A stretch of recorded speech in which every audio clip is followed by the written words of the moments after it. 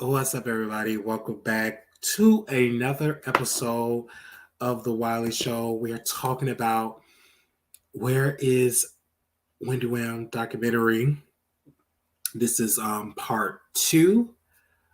Yesterday, I would say talked about this very emotional because I didn't know what to expect, and it hit you so rough. It really hit me last night. And so, shout out to the listeners all over. I received so many emails from you guys across the country. We touched on it. And to sum up the emails that I've gotten for people, they said, Wiley, you were the only platform that really got personal with this because it was a very personal subject matter to my heart. It was very personal. I could relate. It took me on a journey because at first I was like, damn, I don't want to see Wendy Williams like this. I don't want to see her like this. But I'm glad that it happened because it uncovered an epidemic, and uncovered it. And so people can see it and have conversation, and hopefully a sense of change could happen. So let's get into it. All right. Say, share y'all head over to YouTube.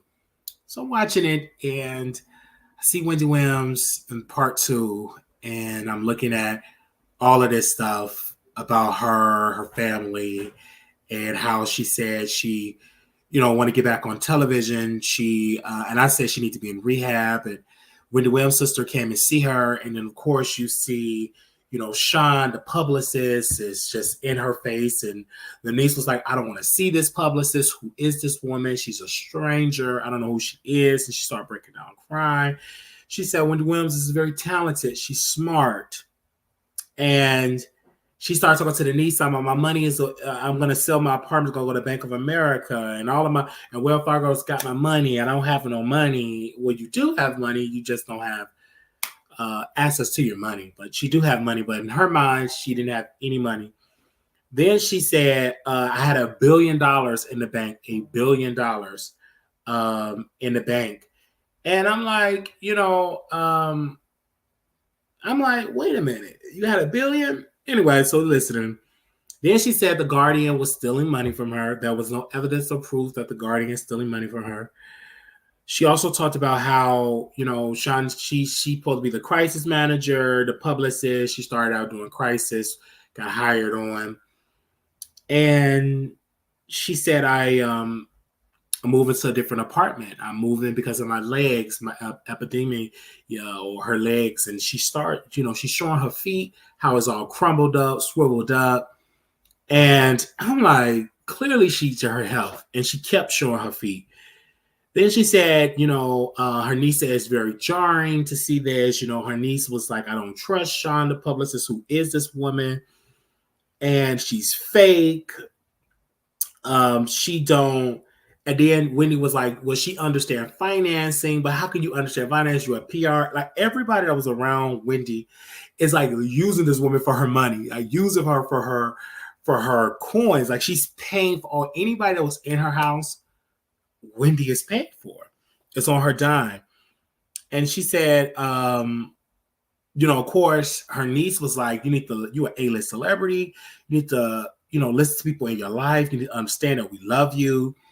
And her niece was like, well, back in the day, my aunt would tell me to go get a bottle of water, get some food. So the producer said, did you look at the refrigerator? You need to look at the refrigerator. She was like, no. And then the producer told her there is no food in the refrigerator. So in this particular case, that'll let you know that the Guardian dropped the ball. The Guardian did not keep day-to-day operations. Just judging on this particular episode, we didn't have any food, etc. Only thing she really can get somebody to give her was alcohol. They wasn't caring about the well-being of Wendy Williams. And Will, the manager, he called Wendy Williams and to find out. Now she says she's in LA. She keeps saying she want to do the show, whatever. So the publicist got Wendy on a plane, took her to a meeting to NBC Universal. She said, I want to do a show, want to bring the show back, and I want to dress like this, was a Gucci shirt, some shorts. And so she do the meeting. Of course, we don't know the details of the meeting, but nothing came out of the meeting. She did not get the show. Clearly, her mental health is just not there. And the sad part of Sean, her publicist, which we have DM'd her, no response. This woman is evil because you're putting a mentally incompetent woman on the plane without her manager, without notifying her management team, put on a plane, say, you know what, we're going to shop a show. Because people understand that Sean, she's in the business and she want to be manager. The more deal that she can broker, it's a percentage that she can get. So she have a motive. And she was trying to backdoor her way to be manager. And then she was like, because the producer's like, are you her manager? Well, I'm doing managerial duties. Like, she's trying to be a manager. Everybody they were in their territory. They're trying to gain as much trust from Wendy to get her bag. And so, in which the Guardian should have put a standstill, should have got the police involved, like, hey, bring her back. This is crazy. And I think the Guardian just allowed Wendy just to still go do what she wanted to do, but clearly you can see her mind wasn't there. Then while they're in, LA, she's at a restaurant, she's drinking. And then Sean was like, well, I never seen her drunk. She is a alcoholic and you giving her alcohol. And so that's how I said she's not good for her. And so the manager finally called the Guardian, because at first he was lying, and said, hey, Wendy is in LA. But this is the failure of the guardianship, just judging on this part one, that you're not there for the day-to-day operation. You're leaving the people that's in charge. That is the reason and enabling Wendy to drink. So she talked about that. Then she said, I don't want the show in Miami. And she meant to say, I didn't want the show in LA, but she said Miami. And then the producer's like, where are you? I'm in LA. I'm like, okay. Clearly, you could see that her mind was all over the place. Then they talked about the article that I think the Hollywood Reporter, how the Wendy Williams producer said they found bottles of alcohol, all this stuff they found of Wendy. And they did pretty much a piece, because the reason why I believe those producers of the Wendy Williams show, and most of them work for Sherri Shepherd, they have to show the world that to protect Sherri Shepherd, that Sherri didn't come steal the show, that Wendy was a drunk. She was erratic. Her behavior was erratic. She was evil. You can control her. She was getting in with staffers. She was showing up drunk. So they had to write this article to the public to show them we didn't want to get rid of the Wendy Williams show. Wendy herself screwed Wendy Williams. And so they had to, that's Hollywood. And because a lot of people thought that Sherri took the show, Sherri stole this, and she didn't. Sherri was offered the show from the producers, they said, hey, Sherri, we pick you to be the full-time host. We're going to give you a deal. Because she was healthy enough to do it. No business. They almost lost that time slot because Wendy couldn't do it. If it wasn't for Sherri Shepherd taking over and boosting up the ratings, they would have lost that time slot. They told the production company, like, listen, if you don't get a host, you're going to lose this time slot. You're going to lose this deal. So protect their bag. They said Sherri was great. It was great for Sherri to take it. And then the show went in another direction, because with Sherri Shepherd, in my humble opinion, they were able to get A-list stars like Kelly Rowland, etc., Tyler Perry, Oprah Winfrey. You couldn't get none of those acts if it was Wendy Williams, because Wendy Williams they considered her a tabloid type of show. So it worked in the long term financially. And then a lot of Wendy Williams staffers was able to keep their jobs. So let's go back to the documentary. You hear Will, the manager, cuss Wendy Williams out. And then she said in the car, I want a new manager. I want to go in a new direction. Then Wendy Williams said, I want to be famous. I love being famous. I love being famous. Then when the show, it says, I'm going to wear Gucci and all of that. And then she finally back in New York. The show don't come into play. Then Will have a conversation with Wendy Williams and Sean, the publicist. They had a conversation, whatever the case may be. He go outside. He said no camera, so we didn't hear that conversation. But downstairs outside, the producer's able to get the tea. Then they go to she go to Florida to see her son. They show up 40 minutes late, and it was very confusing. You can tell that she lost weight. You could tell that she wasn't there mentally. It was just so sad. Before they was even to get to Miami, Wendy Williams lost, like, she was drunk. She was throwing up. And he was like, well, let's hope she sober up. So finally, when they get to Miami, he told, well, when they was on the plane, she wanted a drink. He was like, put Pepsi in. It says a Pepsi vodka or something. And then when they went to the hotel, he said, don't bring no liquor to this room. Even if the president called, don't bring any liquor. So finally, you see Will finally standing up for Wendy Williams. At first, he wasn't. He was just an enabler. Then they there, and she's in Florida having a conversation with her son. Clearly not there. The son explained like she losing weight. Mentally, she's not there. Then she meet her father.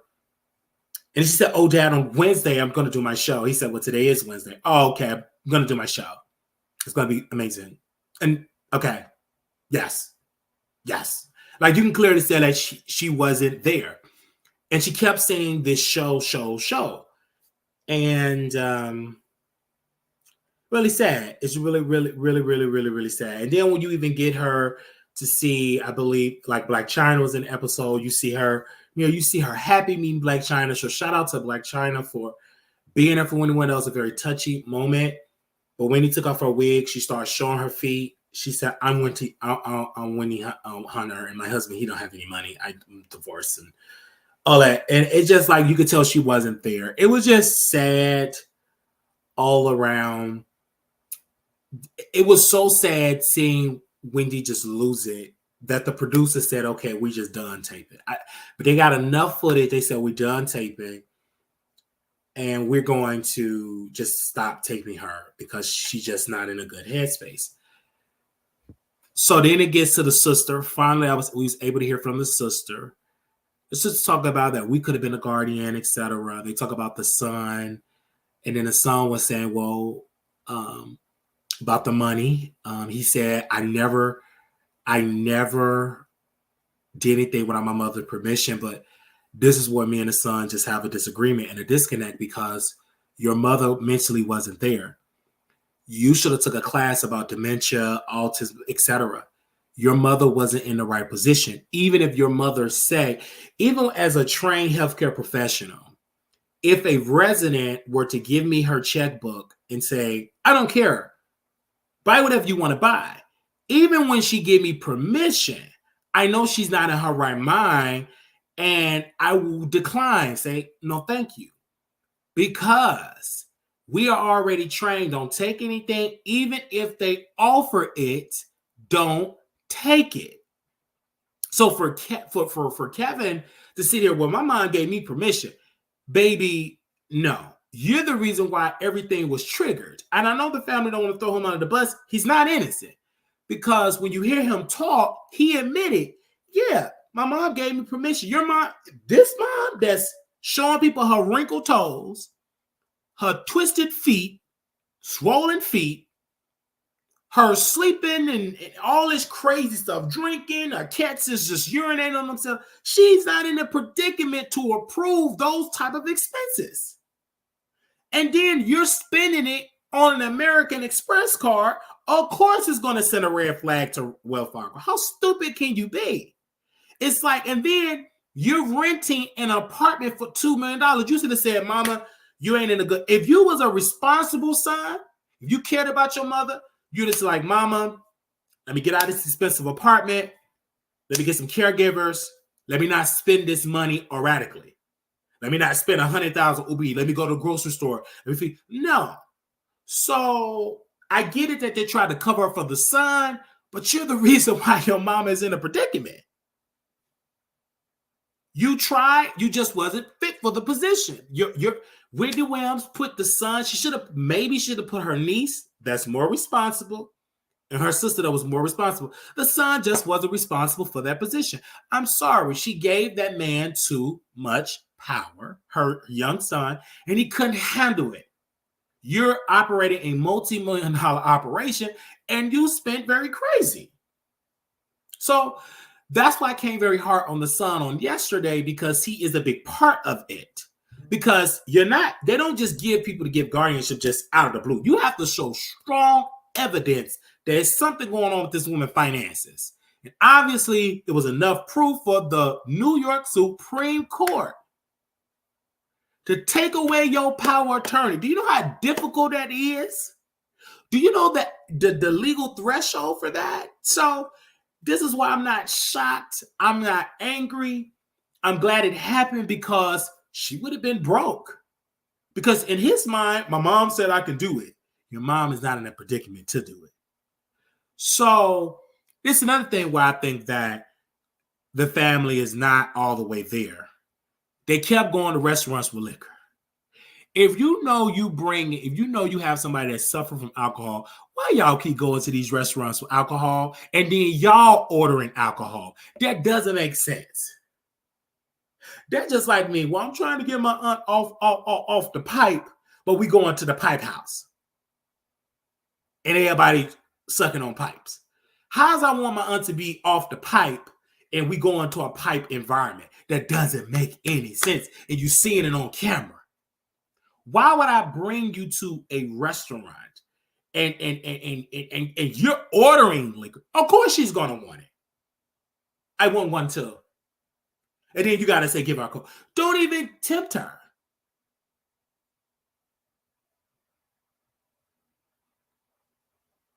So when I saw this documentary, I'm not as emotional like I was yesterday. Yesterday, I was very emotional. To the point, it affected me pretty much all today. I had to take a break from the internet today. I didn't post anything. I just watched Savior's Day, Minister Farrakhan. I was into that. I need a spiritual. I was able to see my pastor today online. I just needed that spiritual stuff because yesterday was very rough. It was a very rough episode.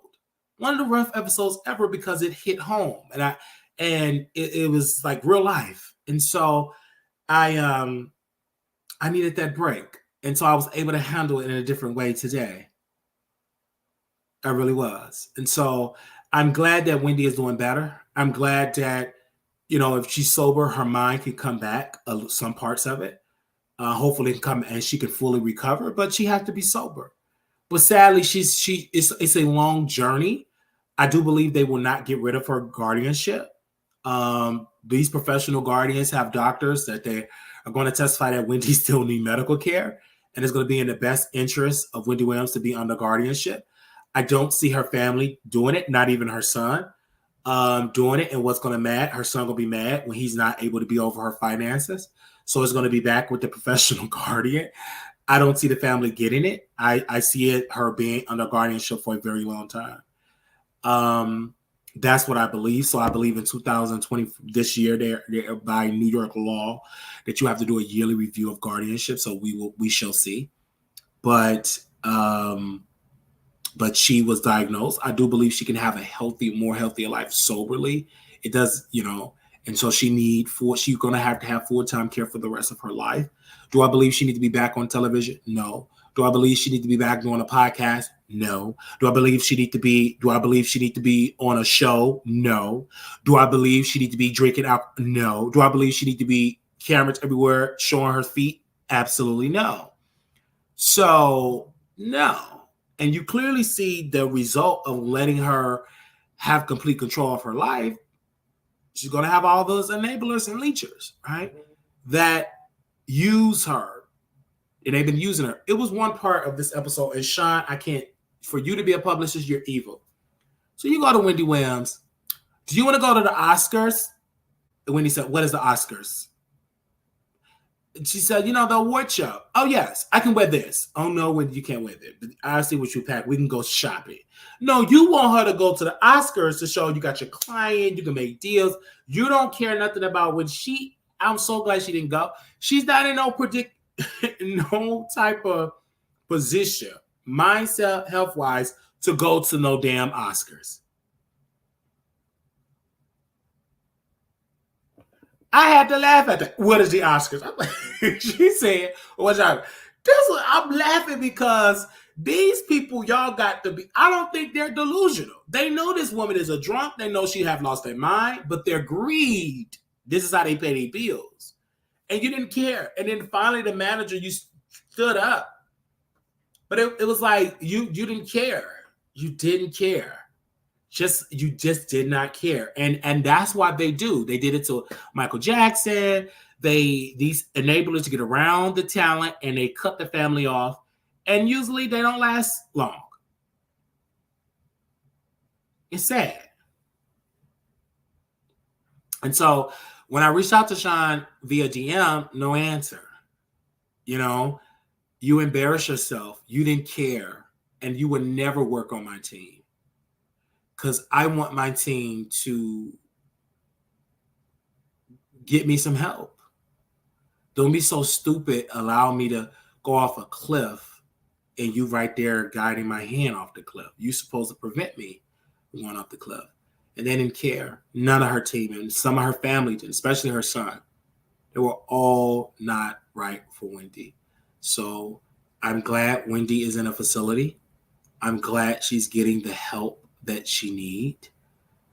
And I'm glad that this was that it was broadcast all over the internet, that we all was able to see this documentary.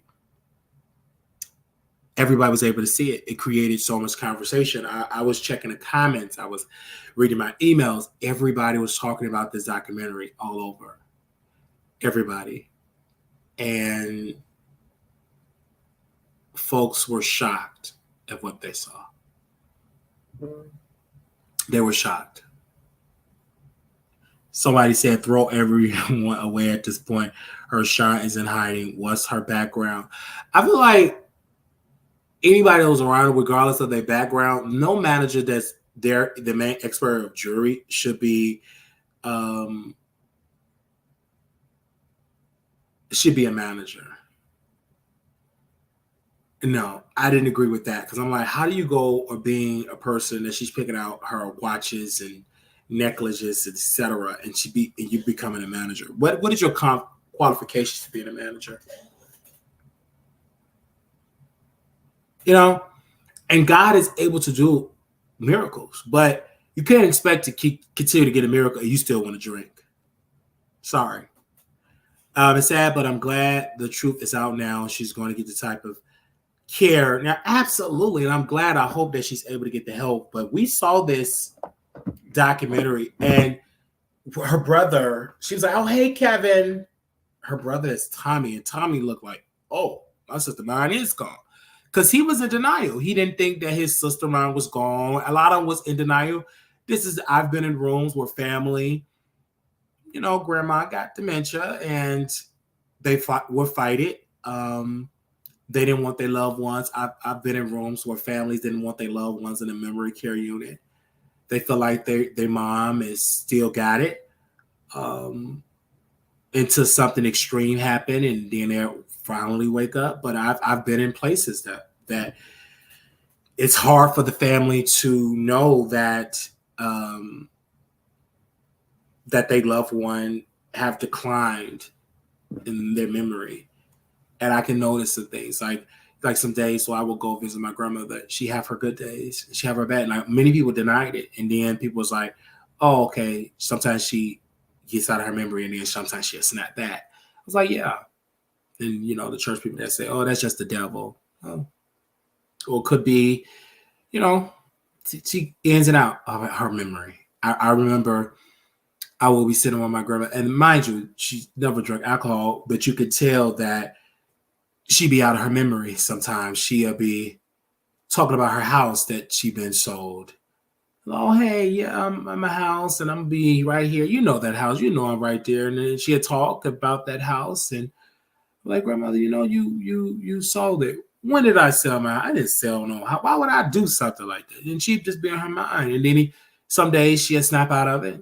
And this is when I knew, well, I've been knew it, but when I start seeing her cuss, and I said, well, grandma didn't cuss. And that's when I knew my trainer. I was like, oh, yeah, that's one of the signs of it. When they start cussing, I've never heard my grandmother cuss in her life, but now she have those days. And I remember I went there and I told them, I said, well, she had to be clean. She gets very irritated in the morning. And I know she say a lot of mean stuff. I've witnessed her very agitated. And the reason why I'm able to deal with it, because I've dealt with that in my career where you'll be just as sweet, then the next day or later that day, be cussing. So it's a very challenging thing. And not just for just regular aging and or regular people that have memory loss or etc. But if you are drinking and you're younger, that's got to be even rough. It got to be really rough because already when you drink alcohol without having dementia, you say things that you typically probably would not say when you're sober. But now you add on that you have already lost a piece of your mind and you're drinking. That's just like mixing ammonia and bleach. It do not mix at all. Because Wendy needed a sober house. Like even my grandmother, she needed a facility. She needed better care. But nevertheless, it's very sad to see it. But I think it's great for the culture. Hopefully it will create conversations about guardianship. Most people don't know about it. Professional guardians and most people don't know that exists. But it do exist. It's people that know about guardianships and that have clients. Have about 15, 20 people. I will never forget watching this movie called Caregiver. That is real. There is a certain thing called professional guardians. And their whole sole purpose is being there, controlling that person day-to-day operation, have full control of that person's finances. Full control. Whew, it's sad to see this because I never would have thought that we'd be talking about Wendy Williams in this regard. In this light, but we're here now. All right. So I don't know if anybody want to call in. This wasn't going to be a long, lengthy video because part one was just draining. Part two was sad, but part one was just, it really did something. So do y'all feel like Wendy Williams will bounce back? I'm wondering your thoughts. If anybody ever had a family member to go through this, they lost memory. Someone left a comment and they said their grandparents battled with alcoholism. And one particular person wrote a comment. They said they never was a great grandmother to me. I said, wow. And I saw so many comments and emails with people saying, well, my father or my mother or my brother. I've seen so many messages like, oh, you know how you do a show, and now I know how Oprah feel like when she get emails and about a show, and I'm starting to get that now, more and more now, of an email of how a show touched their life or how, and it's good. That's like a good feeling. So I got those messages, and I want to say thank you to those that viewed and came through and viewed part one. It was an awesome episode and I wish more of it. But I also, while I was talking about this subject, I got an email, not an email, a DM, and I responded to Claudia from TJF. I responded to Claudia about President Trump. And me and her were going back and forth in the DM. And she said, well, I said, I only love Donald Trump for his immigration policy. And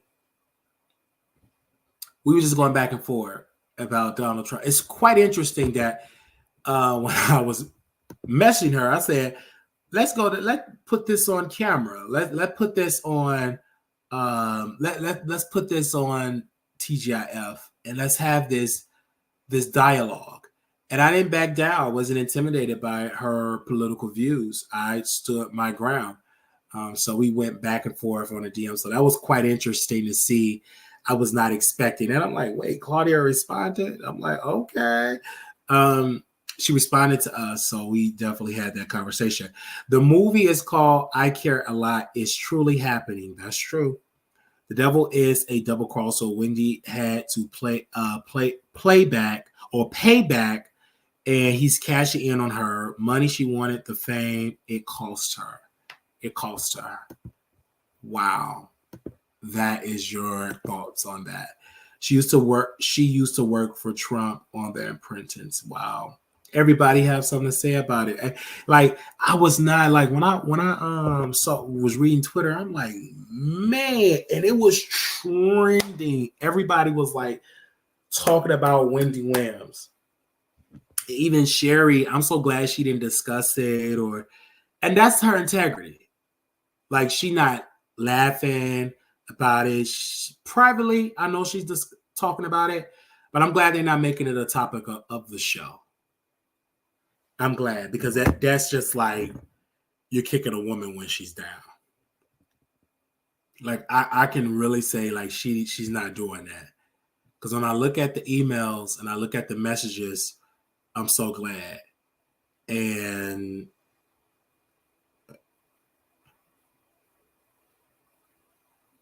I'm glad that, we have a discussion about guardianship, and hopefully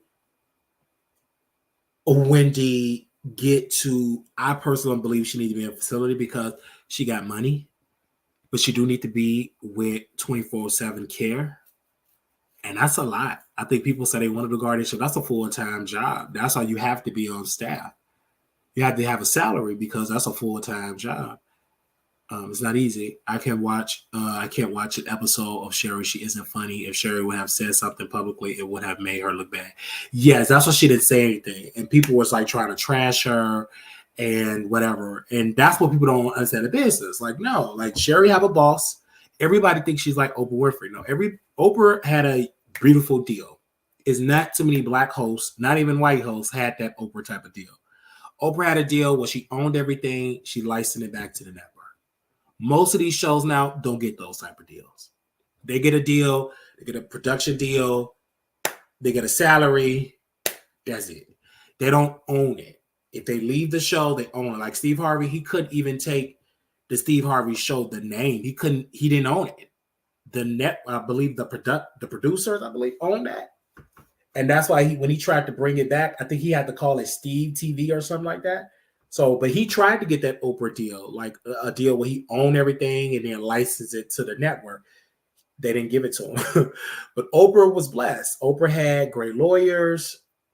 She was able to get it, and she owned everything. And then she licensed it back, and she was able to license to the network. And most of these other hosts don't get that type of deal. And Wendy did not have that deal. Wendy couldn't take the Wendy Williams show. She didn't own the YouTube channel. It all was the network. And I think so it was all the network. So, yeah. And I think they deleted the channel. Yeah. I believe she deleted the channel. So it is what it is. And I know people say, well, she should be with her family. She was. And they were spending money. If her ex-husband was in her life, there wouldn't have been a guardianship. He may have been good husband based on the information presented, but he protected her. She made a checkerboard chess, but that was her decision. I think that no woman wants to stay with a man that have children. I mean, it's no. And then she would have to spend a lot of money on child support. It was a good business decision. People have to forget. So, he wanted to be with another woman, and I think her sister was very real. Her sister was right there. And when Wendy got on the phone with her sister, she didn't share what was going on. She said, no, I'm going to just keep that private. Whatever that Wendy was sharing with her sister, her sister didn't share it to the cameras. And that's why I loved that about her sister. Yeah. And her ex-husband, he played a bad role. He should have never cheated. But Wendy, he have always been cheating. But Wendy said, if he get a baby, I'm going to leave him. And she left. And it was so much. You had the pandemic, you have your mother passing, and your husband, he cheated with a baby. Boom, boom, boom, boom. That was so much stuff that Wendy had. And her health was failing. So she had a lot going on for herself. A lot. Yeah, she had a lot.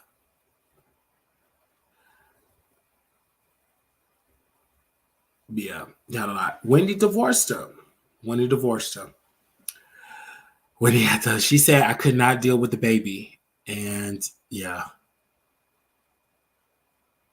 He was spending her money on the other woman. Absolutely. Spending her money on the other woman. And now this was the end result. So this is what we're dealing with. All right. So I don't know if anybody else want to call in, you guys.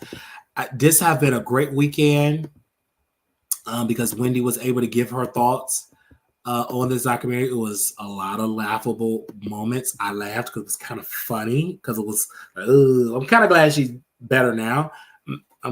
But I'm glad she's getting better. She's getting the help because she didn't need those cameras. I was so glad when the producers made the call, said, listen, we're not gonna put her on camera. I'm glad. That's all I can say. I'm so glad. We want to see more of that. I'm looking forward to it. Being in a Dallas studio. They said, but I didn't like the Will guy wearing designer clothes. It was wearing designer clothes. They was all on Wendy's dime. It was all on Wendy. All on her dime. Hey, you live on the Wiley Show. Yes, hello. I wanted to comment on Wendy Williams. Yes, ma'am. Yes.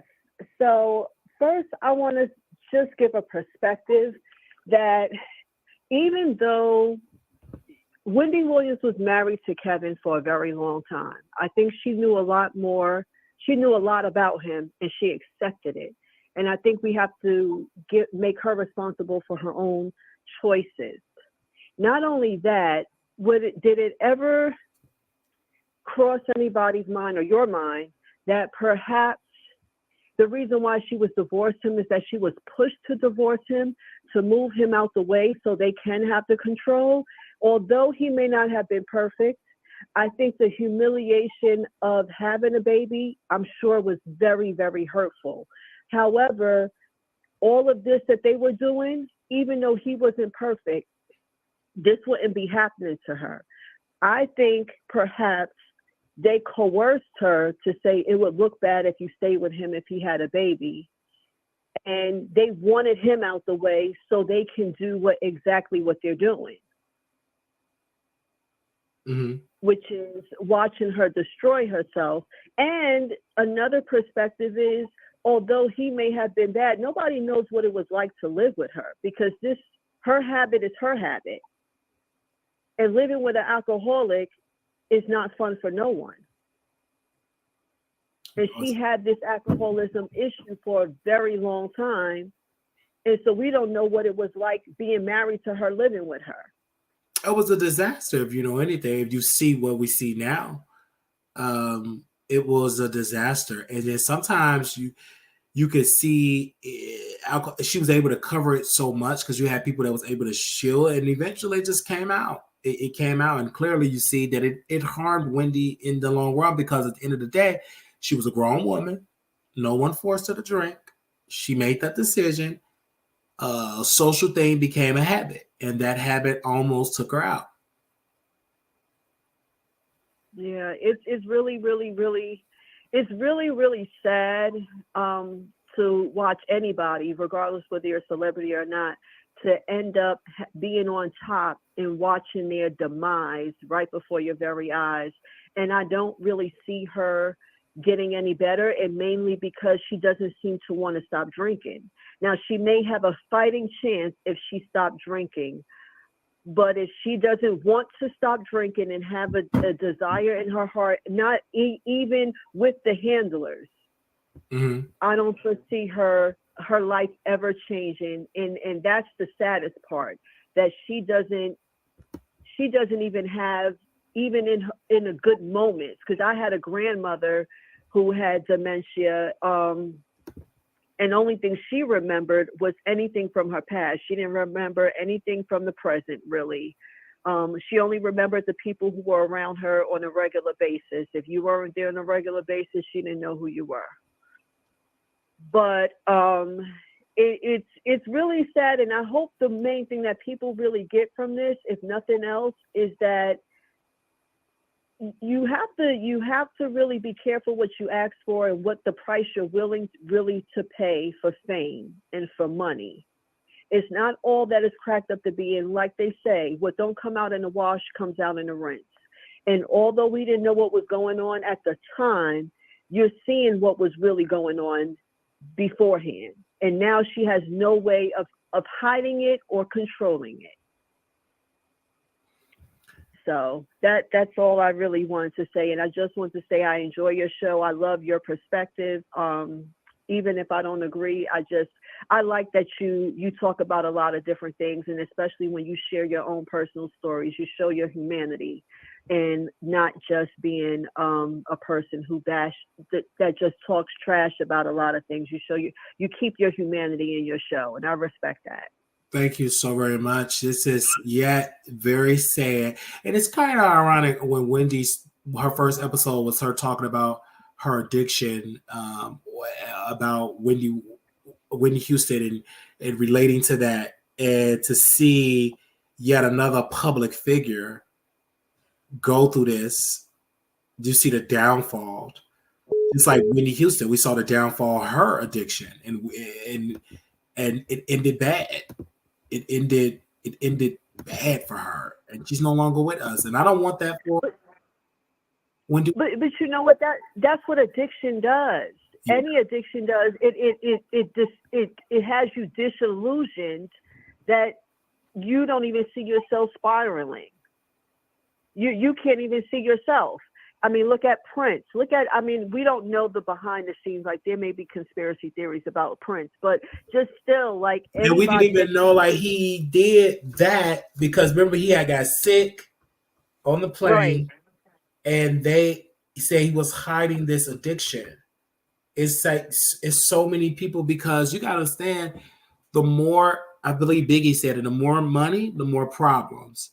You have so many leads. And then a lot of times people come in the lifestyle, like Wendy Houston, we all assumed that she was into drugs because of her husband.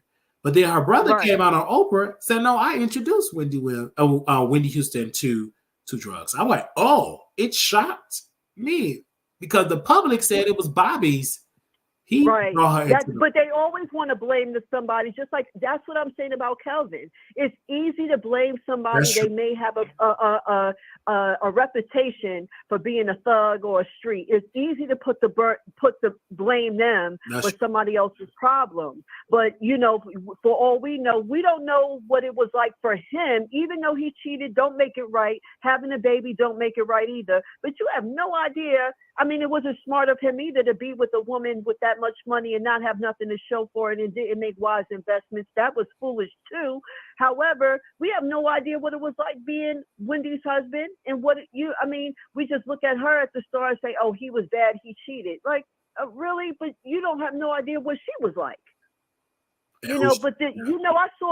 I saw an interview with T.K. Kirkland, and he said, the comedian, and he said something that was really powerful. He was like, he had one agent, and he left working with agents because you can't trust nobody to do your bidding for you and to handle your money for you and handle your business for you. When you pay people, they are only doing stuff based on the cut that they get. And so many people feel like, you listen to Taraji P talking about how she's not getting paid this and not getting paid that and unfair treatment. It's like, when are people going to start handling their business themselves? You don't have to do what you used to have to do years ago to be your own representative. There's nothing, just like you said, like you don't need nobody. I always hear you say that on your show, like you're not kissing nobody's butt to get this and that. It may take you long and it may be a slow crawl, but you're going to get to where you want to be. And you're more happy too. Yes. And you're more happy. You have more control, because I could easily work with other people, but number one, your integrity is out the window. You have to take their mess. You have to, you can't be who you are. You're going to be unhappy. When you're born to be a leader, you have to lead. And in this industry, it's a very grimy industry. Just like her niece, when her niece went in there and said, you warned me about this industry. The stuff that you warned me about, you're doing it. But that's what I knew. And her niece was like, oh, my aunt is not in her right mind, because everything that she stood for, from people that know Wendy Williams, for her taking her wig off, they said, this is not Wendy Williams. So clearly we could see that her mind, it was a decline in her mind. And you're right. You are so right. And all those people at her house, they didn't care. To me, that's the horrible thing when you're surrounded by piranhas. Yeah. Literal piranhas. There's nobody around her. They're only hanging around. If that money was to dry up right now, all them people be gone.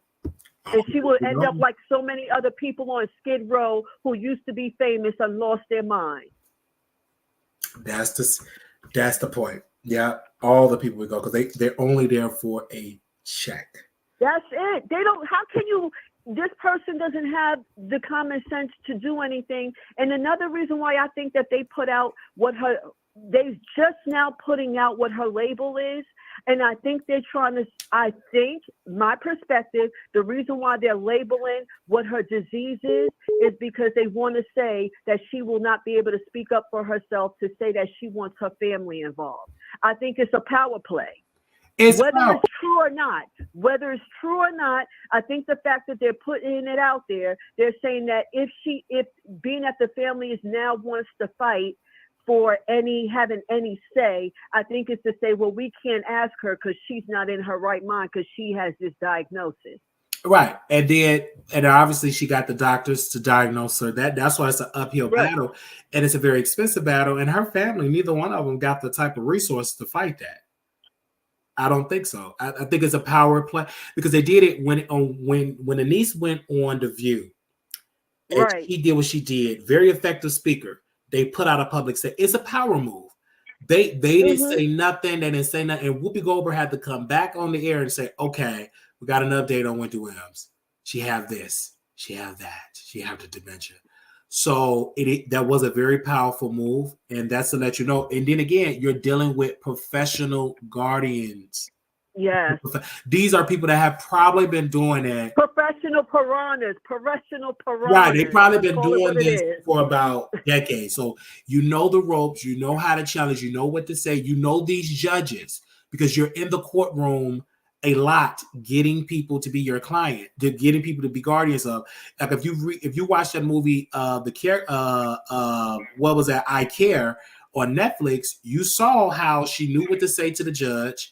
And a lot of that stuff, she was in with the doctors. Like the doctors knew how to sign papers over, say she's incompetent, blah, blah, blah. And she knew how to trigger the woman. She knew how to talk to the judge. So that's real. That's an entire industry that it's a hush-hush industry, because a lot of people don't know nothing about that industry. That is people over there controlling, operating a $1 million operation. So let me ask you a question, because you said something that I always wanted to understand, of how she was not able to own her own name. Why would you go on that many years and not segue into something else to have? I thought she was smarter than that. And I don't know if it's a smart or not so smart thing to say, I don't know if that's smart or not smart, but why would you give somebody that many years using your legal name and you don't have no say over it? You don't have and it's not yours. I believe that it's when you sign a deal, you gotta understand she coming in with no leverage. And a lot of times people will be like, okay. But wait, she came from the radio. Yeah, she came for the was trying radio, to but sell. she's brand new to tell. It's like that's a brand new beast, like television. And then for like Steve Harvey, you could be in the business and be like, okay, now I think I got enough leverage, but it could backfire because he stood up and said, hey, I want to own my show. And you know what they did to his show? They canceled it. Oh, I didn't know that's what happened. Okay. They canceled it. It wasn't because of low rating. They just canceled it because when T started to come out, he wanted to have more ownership of his show. He started seeing how Oprah moved. He wanted that deal, and they canceled his show. It's very challenging because you're talking about Black people in a racist industry. Let's call it what it is. That is not in the business of having Black people get gang stuff in the industry. That's why so many people, Taraji, she's not the only one. There's plenty of people in industry that is Black that is suffering, not getting their fair payday. Even those that got the big managers, the big team member, they say it's your team. It's people that got the great team ever, but they're still getting pennies on a dollar. They're still not getting paid fairly. So, you know, it's sad. It's disgusting, but this is the industry, baby. That is the industry. You're blessed when you come in, when you own stuff, when you have more leverage. That's why social media is such powerful now, because now you have people, Country Wayne, he negotiated a deal. He did so well on Facebook. You know what Facebook did for him for those skits? They offer him a deal.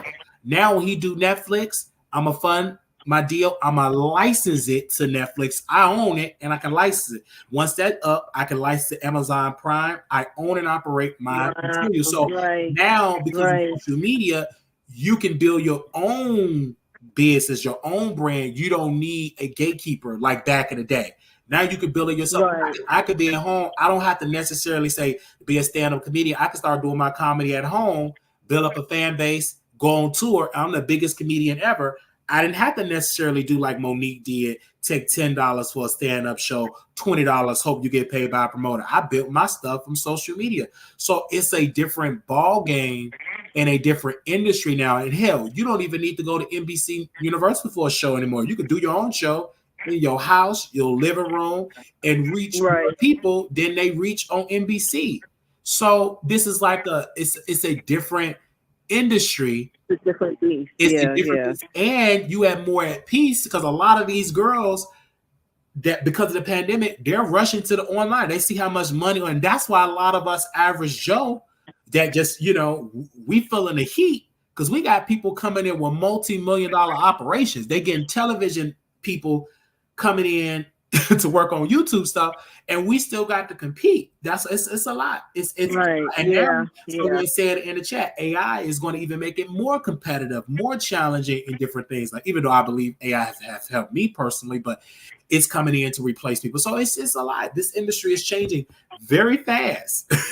I can tell you, it's changing very fast, child. I tell you, if anybody wants to be, if they still want the fame, they need to count the cost, and they need to take out a book out of some people's pages and not try to build no team. Be your own best team, be your own cheerleader, be your own everything. No, like you can't, it's not worth it to pay somebody to look like you're on top to have a whole entourage on your payroll. Like, come on. And a lot of times people look at MC Hammer. He took all them people with him and it bankrupted him. He had all them employees, all them staff, and at the end of the day, he went broke because you tried to carry everybody. You don't need a team. Some people got teams. These folks just getting just a paycheck. They ain't doing nothing.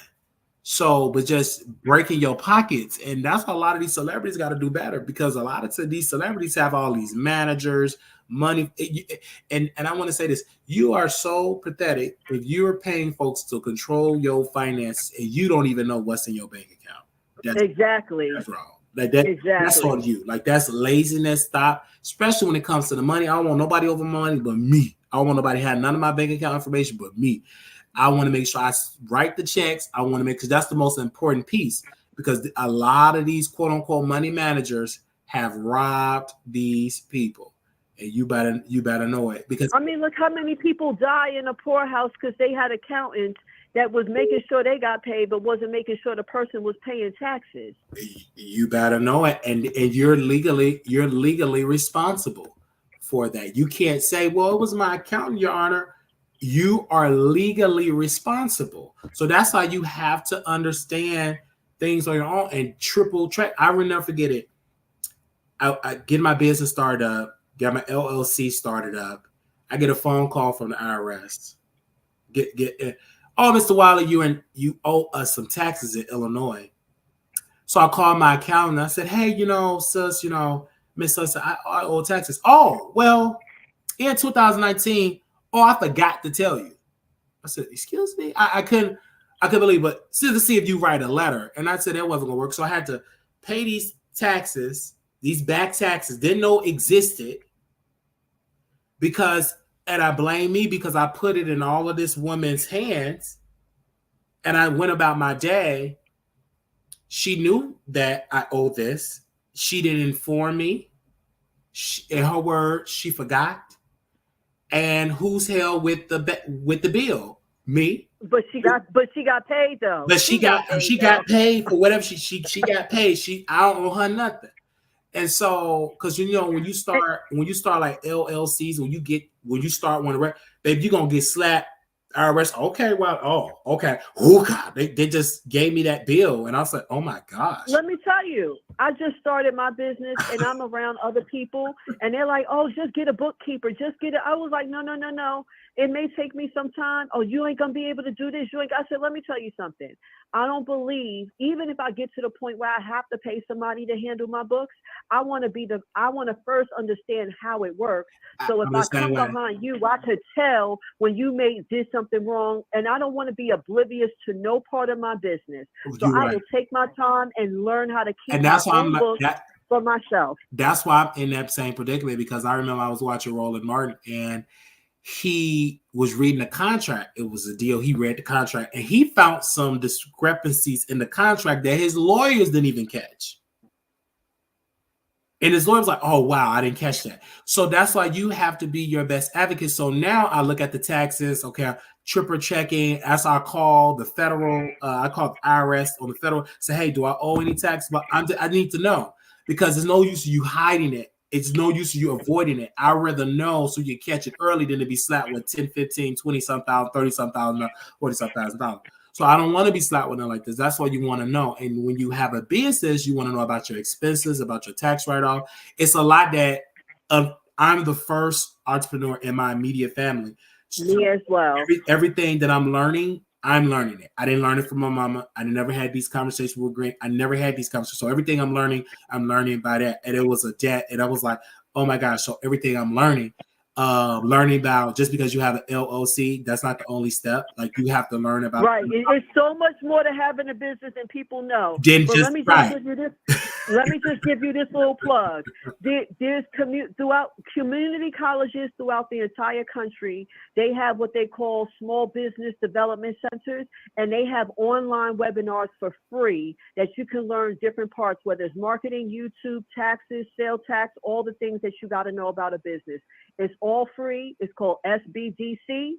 There's small business development centers through community colleges around the country. Thank you for that. So it's really good talking to you, because I'm learning. It's a lot of things that I'm learning in this business, because I told my mentor, I said, I'm going to come into a lot of money one day. And I'm studying people that came into a lot of wealth and they lose it all. One example that I look, because I'm in the YouTube business, so I look at other YouTubers that quote unquote made it.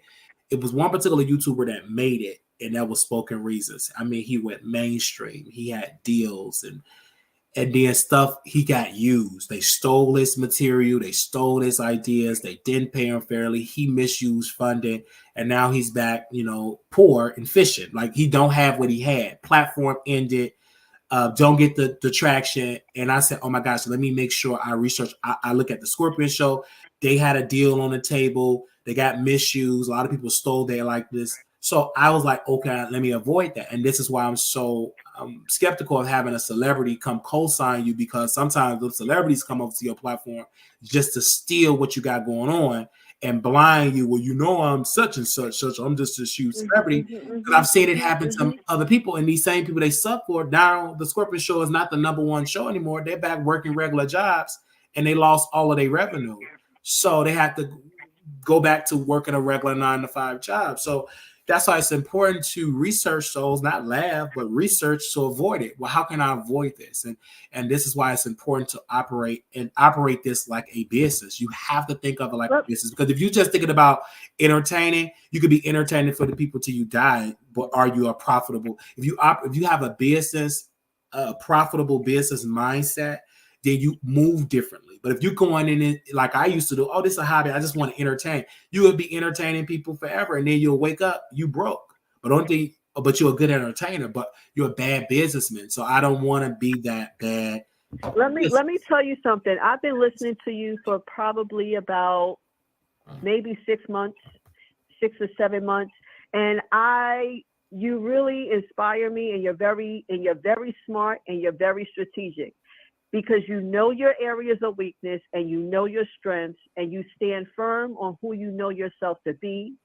And, you know, again, there's nobody you're going to always agree with everything about. But I love the fact that you stand 10 toes down on knowing you be putting on game and knowing and giving people strategies, and people underestimate you, and you know it, and you're cool with it.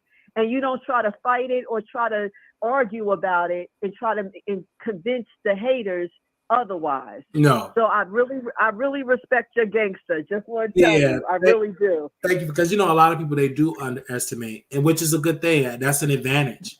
And yeah, it is. And you know that. And that's what I love about you. Like, you know that people underestimate you. And you're like, I know you're going to underestimate me, and I'm going to tell you exactly what I'm going to do, and you're not going to listen to me, and I'm going to end up being right. And it's okay if you don't tell me that I was right. All right. Yeah, because you're success. So I love that. Because they're sleeping on you. You can tell them the whole story from beginning to end, and you already know they're going to sleep on you. They're not going to pay attention to you anyway. No. And you already have a proven track record.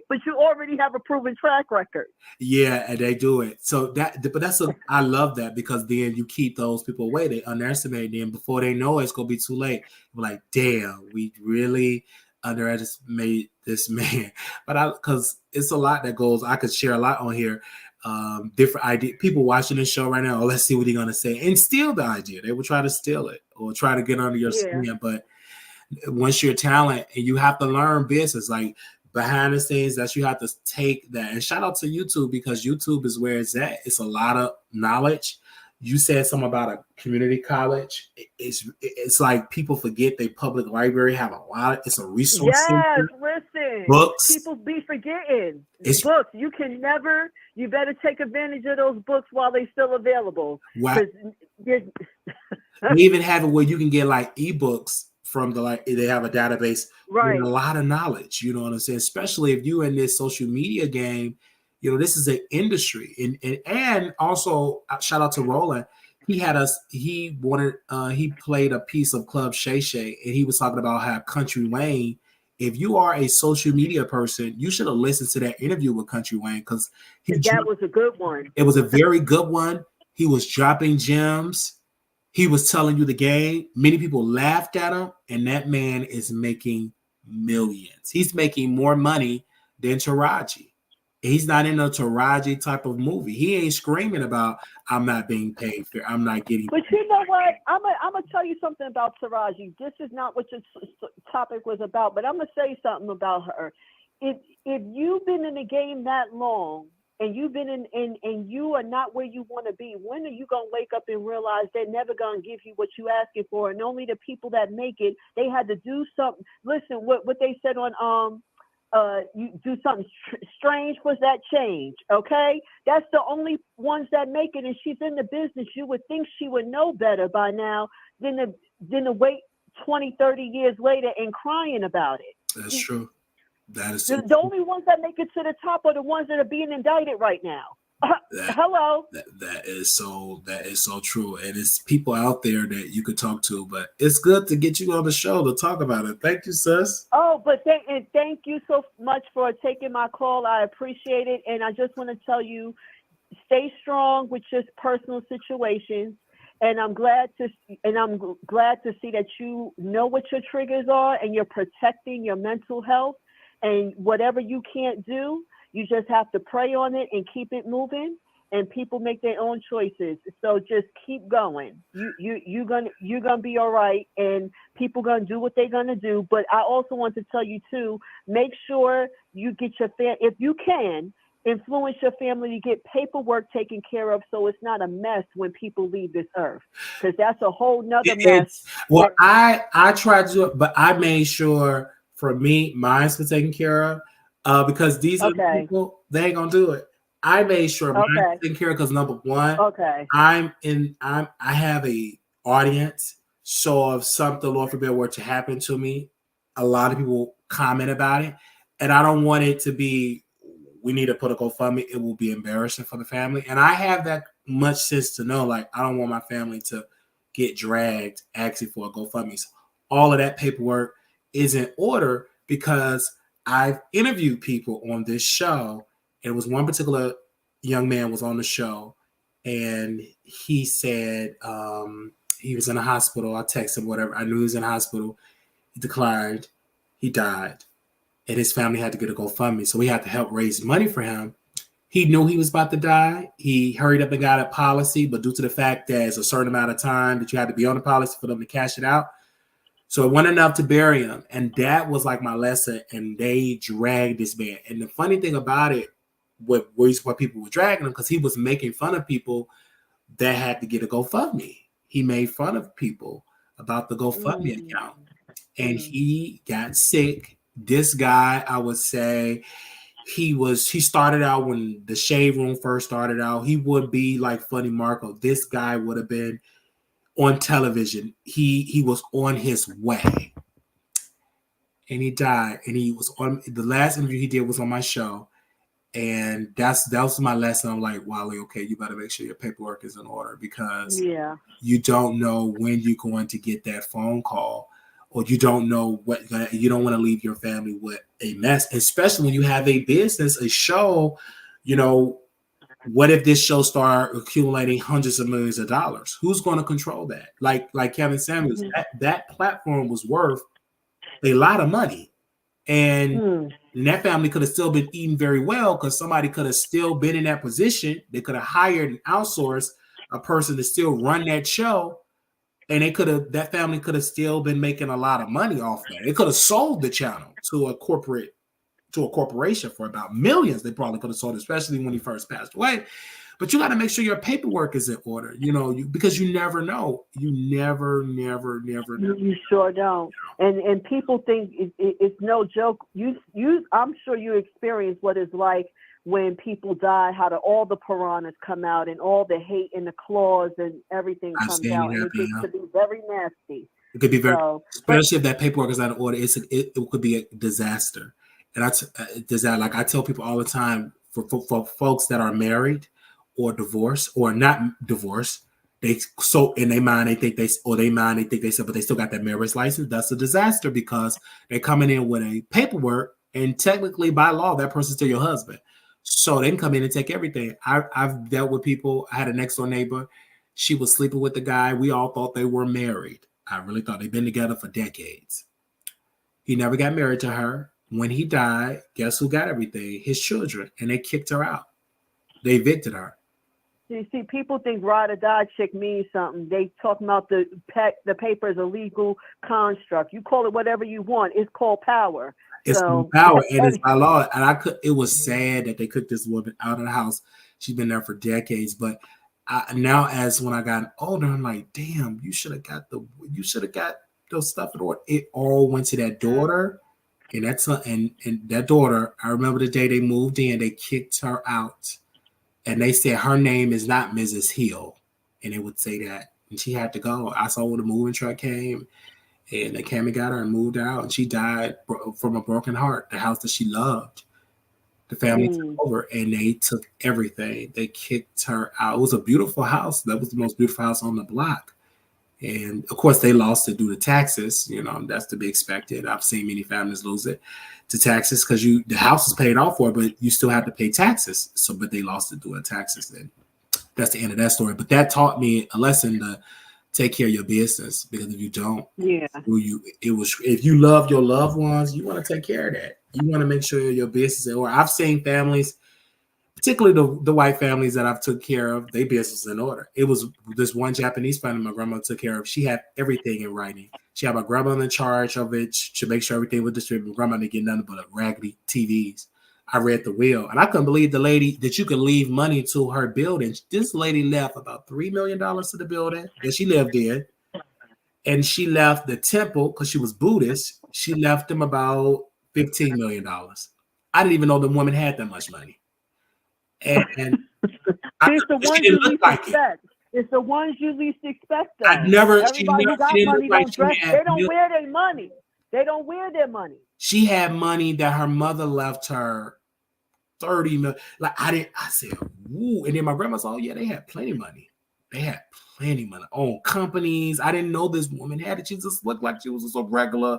I thought she was on Social Security. I was like, yeah. And I was so angry when I read the paperwork, because she only left my grandmother those raggedy TVs. And I'm like, oh my gosh. I didn't know this woman had all this money. And I said, why? And I told the Lord, why is she leaving it to the temple? Well, she really loved the temple. She really didn't want to go to no temple. She was in the house. Anyway, it should have went to us. We a temple. We Buddha. We whatever. Give it to us.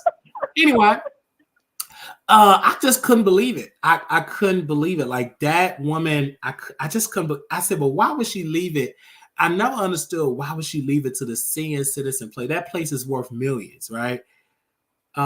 She left them a couple of $1 million, left it to the place. Yes, she did. I read with my own two eyes, and I was so amazed that you could have everything in order like that. Because I never seen something like that in my life. And I said, wow, I couldn't believe it. Oh my gosh. And so, yeah. But thank you, man. But I just want to tell you, stay strong and just hang in there and do what's best for you. Protect your mental health at all costs. Amen to that. Thank you, ma'am. Thank you for calling in. All right, you're welcome. All right. That's a trust fund, baby. Yes, like she had a lot of money. A lot. My grandmother could have been wealthy. And a lot of those wealthy families didn't want to do that. They did not, even though they were sweet, they were still racist. And they were still evil, because they knew we're not going to transfer this wealth to the Black community. Like the Black community could have been even more wealthy. Individuals could have been out of property, but they gave it to someone else. My grandma told me it was one lady gave it to the nursing home that she was at before she gave it to her. That's how prejudiced she was. Like she loved getting taken care of, but she left it to the nursing home. Could have left it to my grandmother, but she left it to the nursing home. I've had many different stories about it, and I was like, yikes. Anybody else want to call in? 972-674-9462. Hello, you live on the air. Hello. Hey, welcome. Well, I think your point that you just made is really good. I think just like racism, just like the trauma from racism can be passed down to Black families, so can the way of thinking, strategic way of thinking, in order to be superior over another race, is passed down in terms of white supremacy. So I think what you said concerning your grandmother working for that lady and them not thinking to leave her nothing but old televisions, because they didn't want to help get her ahead. That's true, and I think, and I know that now. I didn't understand it then. I said, "Oh my gosh!" I was like, "Okay," because it was all in the documents, and it was like crazy. It was crazy. Can you imagine how many families would have been in a better predicament if they great grandmothers would have gotten their fair share for taking care of these people? And I've seen folks that say, hey, I will leave this, and then they didn't put the paperwork in order and it stayed with the certain ones. That's like everything had to be documented. I know that now, because you got to have everything in the right paperwork, because if you don't, your wishes will not be honored. Your wishes can't be honored if you put everything in the right paperwork. I've seen people, I've worked with some people. They didn't have no insurance. The body would just have to stay at the nurse home, and they would just have to take it, remove it. In fact, I don't know where it went, but because ain't no funeral home gonna come pick up no body if they ain't got no check. They gotta get paid. This is a business. So it is your way of thinking, though, in It, terms of white supremacy. You facts. can kind of take that over to what you're saying, what we're discussing about the Wendy Williams ordeal. I think that whatever she went through as a celebrity, whether it be a Michael Jackson, a For Prince, and sure. whomever, there's a way they've handled black entertainers. There's a price. They're always going to raise the bar. I think when they saw what Oprah was able to do, they didn't mind allowing Oprah to be a gatekeeper, and they do. They have certain black people they have in place to be certain gatekeepers to encourage other black people to come in and to do whatever and be pawns and do things for less. I think when it came to this thing with Wendy Williams, I think that just like anything else, you know, it's been a whole thing, been a thing that's been said in Hollywood. What a problem you got? What would be drugs? What would they will get you whatever you want as long as you keep making them money. So the fact that we're seeing other people do this to Wendy live is really not new. It's nothing new about that. And I do think, though, Wendy, now this is very interesting that all of her money happens to be in one place. That's quite interesting. That's quite telling too. Usually, I would think with as what she has, it might be distributed, whether it be in stocks, bonds, whatever the case may be, but it would be distributed in a diverse way. In this case, I wonder if Wendy, when she was telling us what she was going through with her family, with her brother and different things like that, and remember when her son, in terms of going to school, maybe not graduating, going through something with drugs himself and had to get some help. I wonder if Wendy felt when she maybe had an idea that something may have not been right. She, per HIPAA laws, she, that was confidential information in terms of her medical care. If she did make some sort of decision herself, being that she may have felt she didn't have anybody to trust, Mm, and it was a way to protect something, because otherwise, if this thing with Wells Fargo was not in place, she would have nothing. She would have absolutely no dime. And not only that, the people, when they asked her about that $10,000 or $15,000, they asked, they said, well, how is she able to have this if she has no access to her money? And he said, well, we got a separate account. In other words, money that they're making off of her, they can use that. And that's probably what she's using, the money that they're making off of her. But they don't have access to the money that she already had previously, which means that her wealth can still be maintained. But I think you were right when you called out the son in this, because there's this thing where they said that the mistress was actually, when the son had the drug issue, she was there on the retreat instead of, well, not a retreat, but when they went to Dr. Sabi's, I think some kind of treatment center he had, where it says that they took the son to get some help. And so somehow or another, there was some closeness that he already had with the mistress. So who's to say that if you look a little bit harder, that little Kevin was not giving whatever to his father or helping that situation? The reason that's why his expenses might have been whatever it was. It's somehow or another, Wendy, whatever trauma she suffered as a child, even though she became successful, she did not get the mental help that she needed. And whatever that was, it allowed her to be attracted to somebody like Kevin. And even though we consider him as a protector, he might have helped her go to work, but in a way, it's kind of like somebody, quote unquote, pimping someone. mm, I'm working you, I'm letting you do whatever it is so I can keep my lifestyle and I can do what I want. And meanwhile, I'm going to go out here knowing that you've been traumatized, knowing what you do that nobody else sees, knowing that you drink and whatever else I'm keeping the public and the private. I'm going to go ahead and add to your trauma. Have this child on you, knowing it can break you. So when she fell out on television, they said that he almost didn't even want to get anybody, but he already knew what this was. So I'm not so sure that he really kept her in line. I think that she just loved him. She loved whatever more than she loved herself. And if you ask me, I think Wendy is such great grief now that she doesn't care if she dies. I think she doesn't put down the bottle because she can't stand to feel the pain. She's hurting. And even though she said a lot of things, and a lot of people say, well, remember what she said about Whitney? Remember what she said about this? You know what? I yes, people reap what they sow, but it hurts watching this woman go through this. Because you know what? You don't wish this on your worst enemy. This is awful, and it's awful because it's all. That's what I used to hear when I was growing up as a child. Be careful of the person you put in, because you get the wrong person in your life, they can destroy you. They can destroy you. And people say, well, you shouldn't be so weak. Well, people, please be mindful how you raise your children. Whatever if you got a drug problem, if you dealing with somebody that's not good for you, be careful of the trauma your child receives. Because I don't care how much education they get, how much money they make, at some point, that trauma is going to come back when they least expect it. And they will go to a bottle, they go to some sort of drug. They're going to go, depending on you pray to God they have strength, but what if they don't? They can be very successful and choose somebody else to bring them down, because that's what they know. They don't know their worth. She didn't know her worth, and any of us. That's why I think a lot of people are paying attention to this, because that can happen to anybody.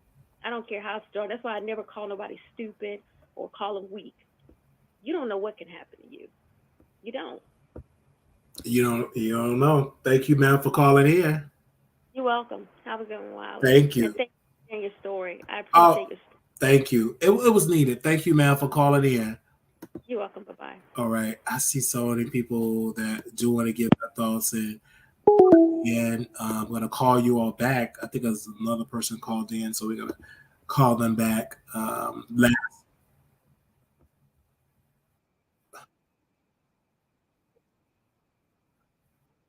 Wiley.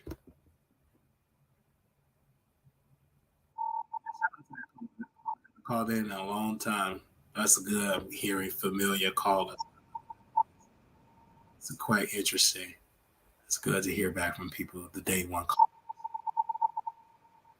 All right, this caller is calling. I'm calling this caller back, so hopefully they answer. Hello, you live on the Wiley Show. Hey, what's going on? This is Jazzo. Hey, Jazzo, welcome. Hey. How are you?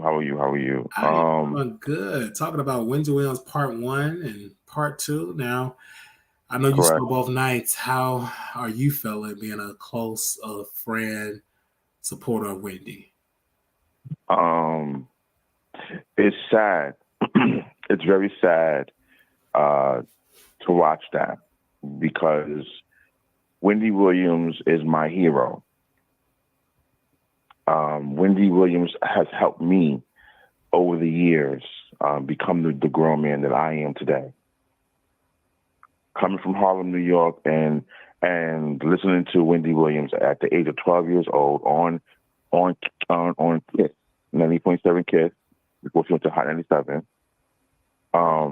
It was an eye opener for me. I felt like I found somebody that I identified with. So, my love and respect for Wendy is deep. And to be able to be around her, be allowed to be around her and be allowed to be amongst her people, when she had the radio, when she had the TV show, that was a great honor for me. With that being said, I've seen a lot of things. And her niece, Alex, was on point. People have been stealing from Wendy from the moment that Wendy Williams show started.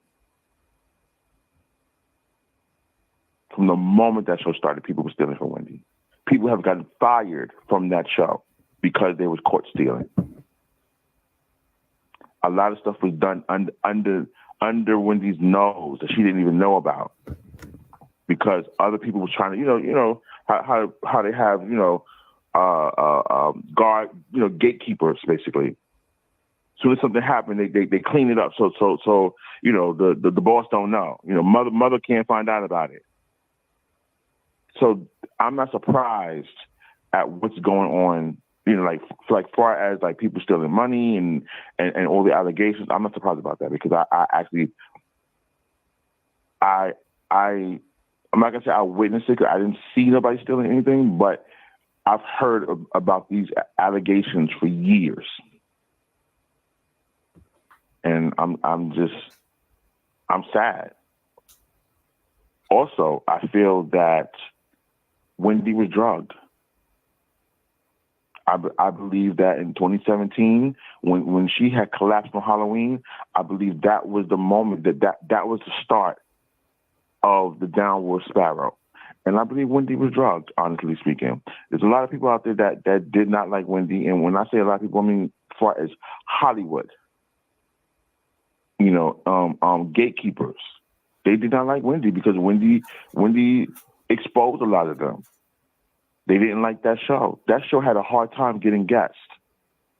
That's why we've seen the same guests on that show over and over and over again, because she couldn't get no guests, because Hollywood did not approve of that show.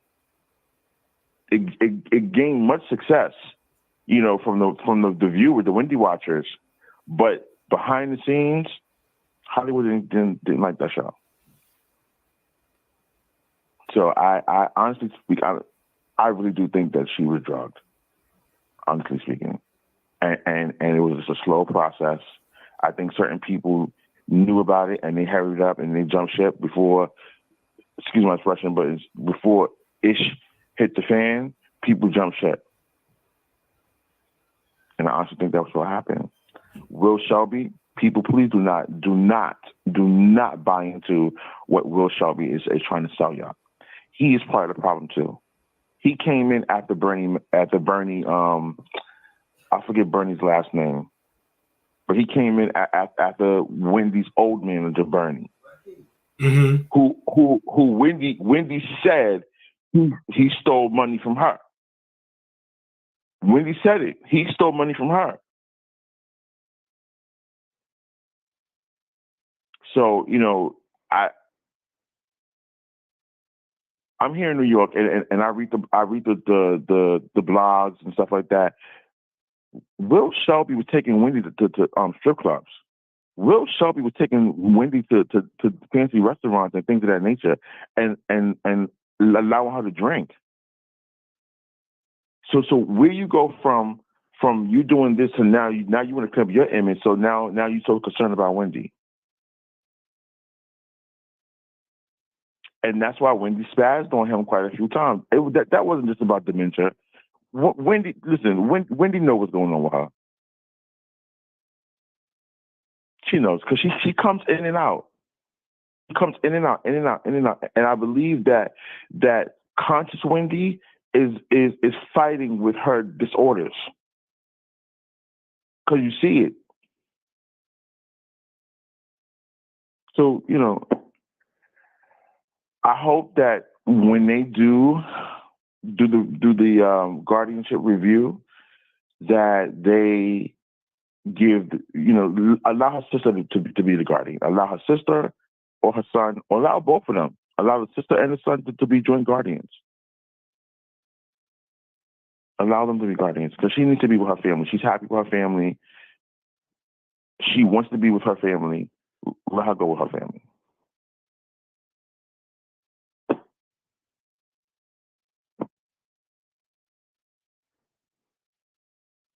Speaking about the son, there was rumors that said that he took, it was a birthday party for $120,000, Ubi's for $100,000. He came out and said, "I didn't take anything. My mother gave me permission." Do you feel like that was excessive? Do you feel like that was wrong for him to spend that amount of money if these allegations? No, because Wendy spent that amount of money on her own. He's right. Wendy, she was a very lavish style type of woman. This is a woman that will buy a painting for $1 million of a fruit. So, Wendy, Kevin, that's how they live their lives. I mean, think about it. Kevin was driving Maseratis and Lamborghinis and all kinds of luxury cars.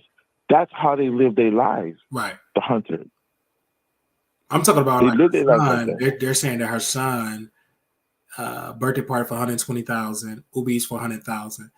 And I think that if you are mentally uncompetent, now we know that she have dementia, and the bank feels as though, hey, I feel like she's being exploited. Those were the allegations. And the New York Supreme Court ushered in a professional guardian. They took away his power of attorney.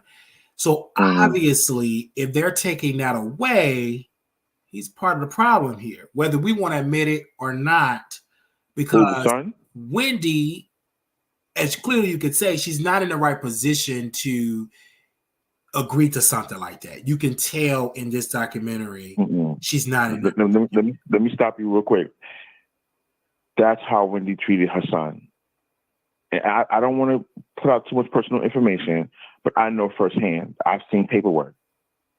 That's how Wendy treated her son. Do you think do you think that will still be right if a person have dementia that they can't? You still want to honor that request? Well, at the time we didn't know that we didn't know that she had dementia at that time.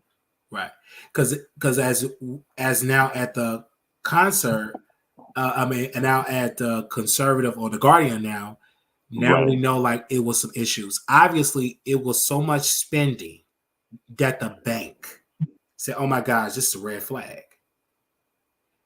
So here's what I picked up on. First of all, Sean Zanotti was introduced to Wendy by the bank, by Laurie Schillinger. And she wiggled her way in and became Wendy's publicist / manager or whatever, and got close into Wendy. She, to me, was an opportunist, and she was stealing money. That's how, to me, that's what I got. Even her own niece said the same thing. And then let's take it out of it. The courts, just whatever evidence she had, obviously the courts agreed that it was some stuff going on with her finances because they took it away. If it was nothing illegal or everything was up and up, her son would still be the power to obviously took it away, from my understanding, because they saw a lot of lavish spending. And no, I don't think that it was about him. I think that there were other people that was doing the lavish spending, and they just used him as a scapegoat. How would they? The thing is that still make him incompetent, because if you're the power of attorney, you have the power, correct? Aren't you in? Right. That's a lot of power. That means you go to the bank, you can go on the account, and that means if they were able to still do this under you, you're just not the right man for the job. Because you know what I'm saying? Obviously, that was a lot of spending. but if I stand corrected, her son was not the power of attorney at that time when he had the birthday party. He was her healthcare proxy and her power of attorney. She gave it all to him. She gave him two things: the healthcare proxy, and she gave him power of attorney, because she gave him that. Now I'm hearing that it was some rumors going on about the bank, and she hurried up and made him power of attorney. Wherever the case may be, he did get power of attorney. Yeah, that I do know. And then they took it away because obviously they saw some fraud going on. They saw a lot of spending than usual. Not saying, because if this was the case, if she was always spending like that, it wouldn't raise a red flag. But if you coming in using a card coming from, let's just say you're spending about 80 grand a month to like 300, 400,000, that is a red flag. So what I could tell you is that he did have his own card, and she did put money on his card. So he had his own Amex card. I can tell you that because I know this for firsthand. He had his own Amex card, and she used to put money on his card, for his own expenses. Mm-hmm. And she put a lot of money on his card. Mm-hmm. And some would argue, obviously, they took it away. Mentally, she's incompetent.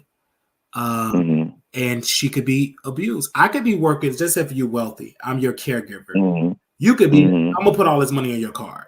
Yeah, you could do it. But if someone find out, but wait a minute, this is kind of suspicious. obviously she's not there. She didn't know the location. She kept saying she's gonna get her show back. She kept saying this is a podcast. She called her brother a son name, so clearly she ain't in a predicament, even if she say yes, because her mind is not there. And that's why I'm hard on the son, because he's not stupid. He went to college. He can complete his sentence. He knew his mother. I believe, whether he want to admit it or not, I believe he took advantage of his mother as well. And that's just a truth that we ain't willing to accept, because that's her son. But I do believe he was a part of the problem, and he effed up. And I believe the family know it, because that's why the sister didn't say, well, I take guardian, because it was offered to her at first. Right. And then they said, you know what? This going to be too many problems. We're going to give it to an outsider. So you can tell, and that aunt didn't want to throw her nephew under the bus, but if she wanted to be honest, she'd be like, he was doing wrong. He was spending lavishes. He got evicted out of his $2 million apartment. I believe that when he found out that his mother was incompetent, that obviously it ain't there, baby, you need to cut back expenses, because again, them checks going to dwindle. Eventually the account going to go to zero.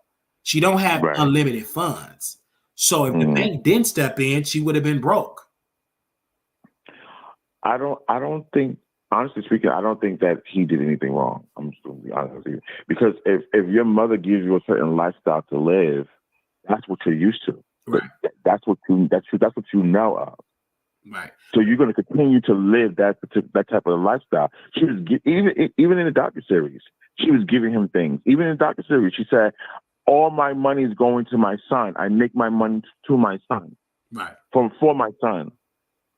And then she also says she's going to get a show back, and she's going to wear that Gucci shirt. Right. So obviously, exactly. I get it. She gave him a lifestyle. Yes. But now we're dealing with a different reality that now we got to make sure that she's not taken advantage of now, because she's not in her right position. And she's just not. And this is why DJ Booth, I'm happy he left, because he saw a lot of that evil. I don't think he could handle it. I'm gonna tell you something. I'm gonna tell you something real quick about DJ Booth. DJ Booth could not really speak too much on that series, because they made him sign an NDA. Of course. Deborah Mercury made him. I got a phone call when that whole incident happened. When DJ Booth found her in the house, and nobody wanted to take her to a hospital, and DJ Booth had to call Kevin and Big Kevin and told Big Kevin what was going on. Matter of fact, Big Kevin told me that himself. What happened?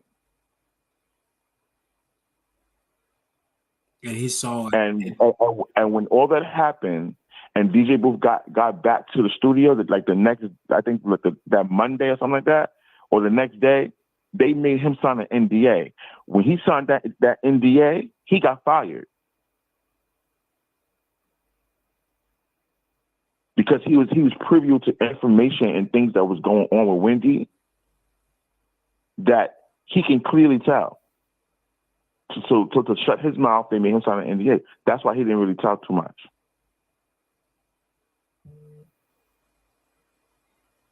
Yeah, he saw a lot, and Mm-hmm. he saw a lot, and that have to be hard for anybody to witness somebody getting used and abused. Correct. And taken advantage of. Everybody had an interest, and it's sad that it took years for Wendy to get the help, because it took years, because you saw her sleeping in a store, you saw her showing her feet, you saw her say, "I don't live here. Well, where's my house?" And the guy was like, "Well, you grew up, you should know." Like, you could clearly say she wasn't there. Right. I didn't like the fact they kept bringing her to restaurants that still serve alcohol, and they still buying alcohol. I think her son and nephew bought alcohol, and she said, "Well, I want one of those." Like, it just was bad all the way. What I saw on camera, I could just imagine what went on behind it, because what went on camera, you still saw the manipulation, you saw the using her all around. That's just when the camera's on. I could just imagine when the cameras was off. And Will Shelby told on himself, because he said that he opened up a separate bank account. He did. To put money in for Wendy. He did. Now, to my knowledge, anytime the courts appoint a conservator over somebody's finances, whatever money that they generate or that they make, it has to go into that bank account. You have to go to the That, control. Yeah, it was being sneaky, and that was wrong because we still right, don't know how, exactly. yeah. And you saw how careless she was with the money. She didn't even put it in the bank. She can't put it in the bank. He didn't put it in the bank, right? She's not in the right mindset to put it in the bank. So Right. she could even state when you started seeing her house was dirty, filthy, the cast was filthy, no food or refrigerator, you could clearly tell that she wasn't in her right mind. She could not do her day-to-day operations anymore. She clearly is incompetent. And of Correct. course, got it right, but at the end of the time, the guardian that they picked was slow to the thing. They allow her enablers to be still involved. They should have came in and said, you know what? My first order of business as a guardian, the police gonna show up. We're gonna clean this house. We're gonna put the apartment on the market. We're gonna put her in a facility. We got to get her out of this environment. But what they allowed is keep her same manager, keep this PR. Y'all can take her to LA. I couldn't understand it because if she can't do her financial operation, you control the money. She can't control her daily living. You know, so obviously the person, the guardian, wasn't involved in the day-to-day operation like they're supposed to, and yet they're still getting paid at the end of the day. They're still getting paid, regardless if they participate in the process or not. And then, you know, so I'm glad that whoever finally that guardian woke up and said, okay, let's put her in a facility. And as we can tell by her sister that the sister even said she sound like the old Wendy because she's so right, yeah, and she's out of that chaotic environment. Right. As we're talking, a lot of stuff is coming back to me that has been told to me over the years and stuff. And before the whole guardianship thing happened, before Wendy really started to spiral down, I remember someone was reporting back to me and telling me that when she first got that penthouse, that penthouse was like a party house. That penthouse, it was nothing but a bunch of hood boogers in that house, popping bottles, drinking, chilling, doing all of that in that house. And when the guardianship came in, the guardianship cleaned all of that out. Wow. Thank you for sharing that. Thank you for sharing that. It was something. My last question would be: do you think Wendy Williams will come back? No. You think that's it for Wendy? No. We can forget the idea of Wendy Williams being back on TV. She's a liability now. No network is going to pick her up because she's a liability. So yeah, maybe radio, but Wendy Williams is not the Wendy Williams that we all remember, and she will never be that person ever again. Would she get healthier? Would she get better? Yeah, but she's not going to be 100%. She's not going to be the Wendy Williams that we all met through the years. This is a different Wendy Williams.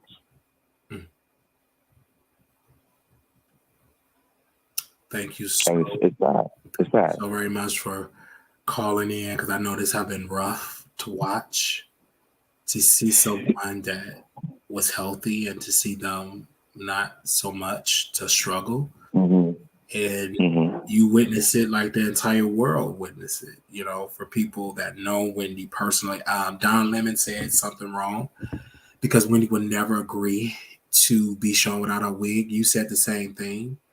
That's the same thing, yes. He said when Wendy would come to my house and take her wig off, we couldn't take any pictures. So that's why he knew just for that she would never agree to do this. Yes. That's a fact. Anyone that's been around Wendy knows Wendy took her wig off in two places: her house and in her office. Those are the only two places that you can catch Wendy without her wig on. And the only people that was in those areas were people that she truly loved and cared about dearly. And those are people who was able to catch Wendy without her wig on.